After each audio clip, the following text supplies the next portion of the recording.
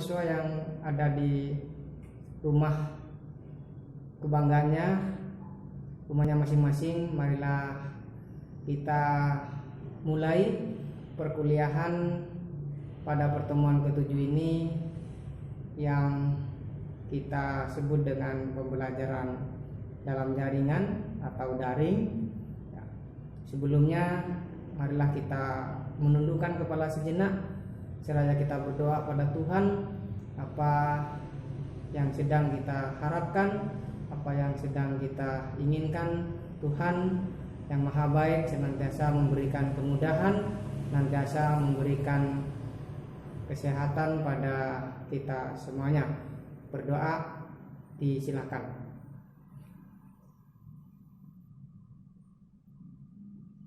Berdoa selesai. Thank you. Assalamualaikum warahmatullahi wabarakatuh. Semangat pagi. Salam sejahtera. Salam. Semoga berkat Tuhan yang Maha Baik senantiasa memberikan keberkahan dalam kehidupan kita semuanya. Teman-teman mahasiswa yang budiman, pada kesempatan ini kita memasuki pertemuan ke-6 pada mata kuliah Jati Diri Kanjuruhan. Seperti biasanya sebagai icebreaking pada kesempatan kali ini, jangan lupa teman-teman terus melakukan senam cuci tangan ya, seperti banyak contoh-contoh yang bisa kita download di YouTube. Kemudian yang kedua, sebelum perkuliahan ini dimulai atau Pak Ramadan menyampaikan beberapa topik, perlu pentingnya menjaga kesehatan di tengah mewabahnya virus corona akhir-akhir ini, karena bagaimanapun juga orang bijak mengatakan lebih baik mencegah daripada mengobati. Pesan yang terakhir, jangan terlalu suka keluar rumah ya jika tidak ada hal yang penting, karena menjaga kesehatan jauh lebih berharga dari seisi dunia. Teman-teman semuanya, pertemuan kali ini kita akan mencoba untuk memahami apa yang disebut dengan multikultural, apa yang disebut dengan akulturasi, lalu bagaimana pembudayaan nilai-nilai karakter multikultural di kehidupan kampus, terutama pada kampus kita ini. Teman-teman semuanya, baik, terima kasih. Assalamualaikum warahmatullahi wabarakatuh. Bagaimana kabar teman-teman yang sedang berada di rumah? Semoga kabar baik senantiasa menghadirkan kebaikan dalam lingkungan sekitar. Semangat pagi, salam sejahtera, salam. Semoga berkat Tuhan senantiasa memberikan keberkahan dalam kehidupan kita semuanya. Teman-teman mahasiswa yang budiman yang saat ini sedang menikmati pembelajaran dalam jaringan atau pembelajaran online, kami ucapkan manfaatkan waktu itu dengan baik. Jangan sekali-kali meremehkan atau bahkan menganggap sesuatu itu remeh sehingga saudara tak mau belajar betapa sulitnya memaknai hidup yang penuh ketidakpastian ini. Teman-teman semuanya yang sedang berada di layar WhatsApp-nya masing-masing, pada pertemuan ini mahasiswa diharapkan mampu mendeskripsikan apa itu multikulturalisme, baik dalam kehidupan berbangsa, bernegara, bahkan dalam kehidupan kampus.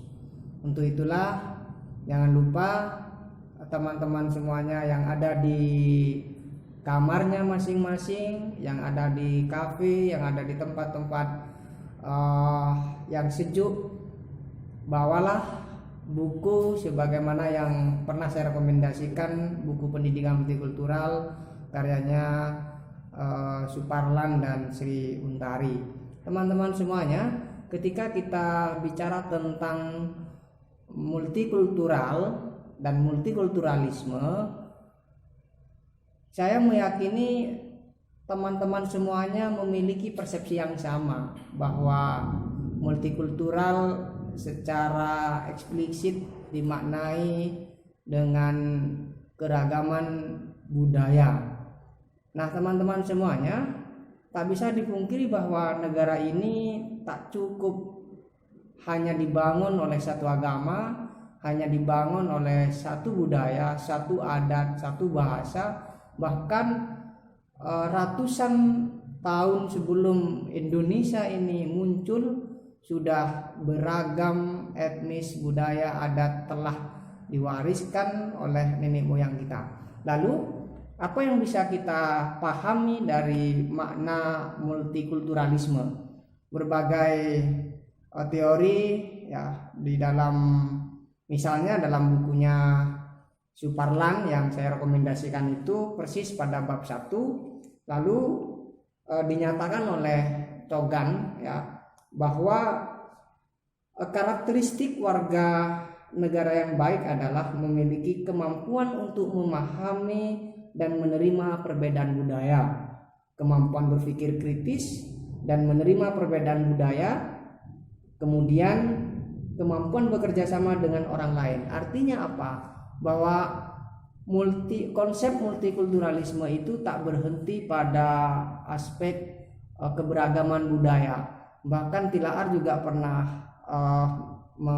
mengemukakan dalam sebuah bukunya, pendidikan multikultural itu salah satu unsur yang terpenting adalah bahwa kita melihat keberagaman dari berbagai unsur itu yang ada di dalam kelas. Itulah menjadi sebuah investasi, menjadi sebuah aset bahwa mereka, apapun latar belakangnya, status sosial, ras dan seterusnya, menjadi peluang untuk mereka mengembangkan diri di mana mereka berada. Maka makna multikulturalisme bagi saya, terutama yang mengampu mata kuliah ini, tak berhenti pada karena beragamnya adat, budaya, dan agama, termasuk keberagaman dalam hal berpikir. Itu menjadi sebuah modal utama dalam mengonsep pendidikan yang lebih humanis. Teman-teman semuanya, perlu juga kemudian teman-teman pahami, di tengah masyarakat yang sudah mengakar antara sebuah adat dan tradisi misalnya. Lalu saya ada pertanyaan kepada teman-teman yang sedang menonton video ini. Apakah tahlil itu misalnya di masyarakat yang banyak menyelenggarakan tahlil merupakan sebuah budaya, adat, atau tradisi? Ini yang harus teman-teman pahami. Ya, silakan kalau memungkinkan saudara cek di kamus ilmiah warna kuning, apa itu yang disebut dengan adat, apa itu yang disebut dengan tradisi, dan apa itu budaya. Lalu kita juga sering melihat di berbagai tempat ketika menjelang 1 Muharram misalnya, ada suruhan, ada bentuk-bentuk perayaan yang hampir tidak bisa ditinggalkan oleh masyarakat. Kemudian dilambangkan sebuah patung besar, apa yang disebut dengan ogoh-ogoh. Apakah hal itu merupakan sebuah budaya, tradisi, atau adat? Hamil 7 bulan dan seterusnya. Teman-teman semuanya, sebenarnya pada makna budaya atau kultur ya, sebagaimana banyak dikutip dari beberapa sumber, pada akhir tadi saya sampaikan, penting memaknai multikulturalisme tak berhenti pada karena keberagaman budaya, etnis, agama, tetapi lihatlah multikulturalisme itu keberagaman cara berpikir, keberagaman status sosial, status ekonomi, dan seterusnya. Karena itulah menjadi sebuah keniscayaan yang harus kita rawat sampai titik darah penghabisan barangkali. Nah, mengapa kemudian pendidikan multikultural itu penting akhir-akhir ini? Yang pertama, dipahami pentingnya pendidikan multikulturalisme di Indonesia agar kita, saya dan saudara itu memiliki sebuah kepekaan dalam menghadapi berbagai gejala ya, dalam kehidupan kita. Apakah itu masalah sosial, ya, konflik atas nama agama, konflik atas nama suku, bahkan kekerasan yang terjadi kerap kali karena ketidakmampuan kita memahami karakteristik seseorang yang berbeda latar belakang. Kemudian yang kedua, nah, mengapa pendidikan multikultural itu penting? Lagi-lagi bagaimana kita itu meningkatkan proses demokratisasi, ya, pendidikan yang sama untuk semua orang, ya. Jadi tidak membedakan mana anaknya orang kaya dan mananya anak orang miskin, mana yang pintar, tetapi lihatlah bahwa setiap komponen anak bangsa memiliki kesempatan yang sama untuk mengabdikan diri, untuk berkontribusi pada republik ini. Kemudian yang ketiga, teman-teman semuanya, pentingnya pendidikan multikultural pada kesempatan ini, salah tiganya adalah meningkatkan kesadaran untuk memandang dan memperlakukan orang lain seperti layaknya kita memperlakukan diri kita sendiri. Satu misal begini, bagaimana kita menyikapi perbedaan budaya yang kerap kali tidak sejalan atau tidak sesuai dengan adat, tidak sesuai dengan agama yang kita pahami. Masuklah ya kepada mereka seolah-olah kita bagian dari budaya itu sendiri, sehingga lagi-lagi kita akan belajar menghindari, menjustis, menghakimi bahwa kita adalah yang paling benar. Kemudian selain mengapa pendidikan multikultural itu penting, lalu apa tujuannya? Apa tujuan pendidikan multikultural yang akhir-akhir ini banyak lembaga pendidikan yang telah mengedepankan nilai-nilai multikulturalisme, termasuk di Jakarta itu ada sekolah miliknya seorang penulis, Haidar Bakir. Ya, di situ juga menggagas sekolah, dalam bukunya sekolah yang memanusiakan manusia. Kemudian tujuan pendidikan multikulturalisme itu yang pertama, bagaimana pola atau proses pendidikan ini memperluas pandangan peserta didik bahwa kebenaran itu tidak hanya dimonopoli oleh kelompok-kelompok tertentu. Jadi benar menurut kita belum tentu benar menurut orang lain. Maka untuk itulah kita berkewajiban menghargai, memahami apa yang disampaikan orang lain, sehingga meminimalisir disintegrasi ya, atau disintegrasi nasional yang berapa puluh tahun kita mengalami seperti pada kasus Sampit dan Dayak, kemudian ada Ambon, dan banyak kasus-kasus yang menimpa itu. Kemudian yang kedua, tujuan yang dimaksud pada gagasan pendidikan multikultural ini adalah salah satu, kita menekankan pada generasi, ya, terutama kita semuanya menerima bahwa perbedaan itu ada, ya. Bahkan sebisa mungkin bagaimana kita memperjumpakan persamaan itu, bukan malah kita terus mempertajam perbedaan. Karena perbedaan yang saya jelaskan tadi, mengapa pendidikan multikultural ini menjadi penting di saat konflik horizontal di negeri ini mulai sering kita temui, ya, sering kita lihat bahkan di berbagai media, tak henti-hentinya untuk memberikan informasi yang entah itu yang bersifat informan ataupun propaganda. Teman-teman semuanya, adapun tujuan pendidikan multikultural sebagaimana dalam Tilaar, ya, 2004, yang pertama bahwa kemudian memperluas pandangan seseorang tentang kebenaran. Artinya apa?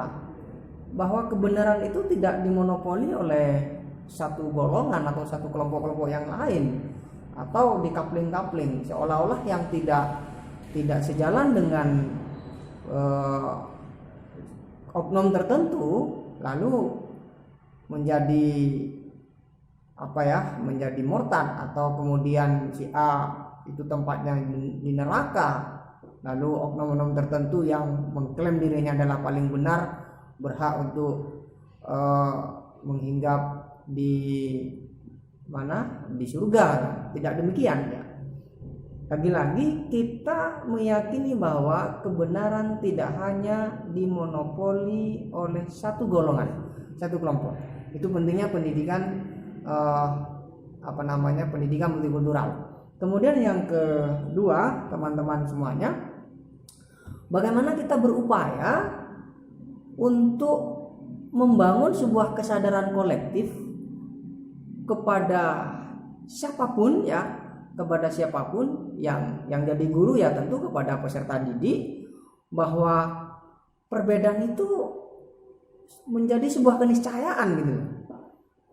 Tidak bisa kemudian kita selalu mendiskusikan perbedaan, ya, sementara kita tidak ada upaya bagaimana memperjumpakan persamaan itu sendiri. Lalu yang berikutnya adalah dari tujuan pendidikan multikultural ini, ya, bagaimana kita, saya dan Anda, memiliki rasa kesadaran yang tinggi terhadap keberagaman itu sendiri, terhadap kemanusiaan dalam berbagai aktivitas sosial lainnya. Kalau itu kita miliki, maka satu usaha yang bisa kita lakukan adalah minimal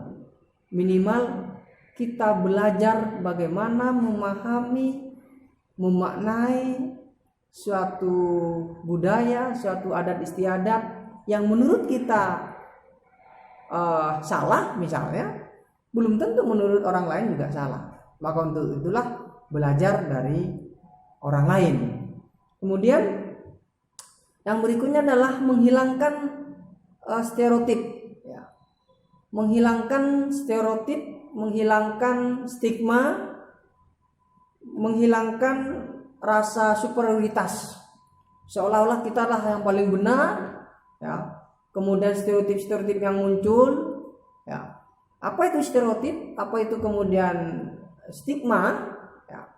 Maka ketika saudara belum paham pada dua kata itu, sebaiknya saudara, saya sarankan, mumpung saudara berlibur di rumah, mumpung saudara bersama keluarga, segera pergi ke toko buku, cari kamus ilmiah warnanya kuning, ya, sehingga saudara bisa menemukan stereotip apa, kemudian stigma itu apa. Tetapi saya ingin memberikan contoh, misal ya, stereotip yang sering terjadi di kalangan kampus kita adalah seolah-olah ketika kita kenal dengan orang Madura, bahwa orang Madura itu kasar, orang Madura itu keras misalnya, atau bahkan teman-teman semuanya ketika berkenalan dengan teman-teman NTT, teman-teman Indonesia Timur, teman-teman Ambon, ya seolah-olah mahasiswa yang dari Indonesia Timur itu suka mabuk, ya, lalu kemudian suka tawuran.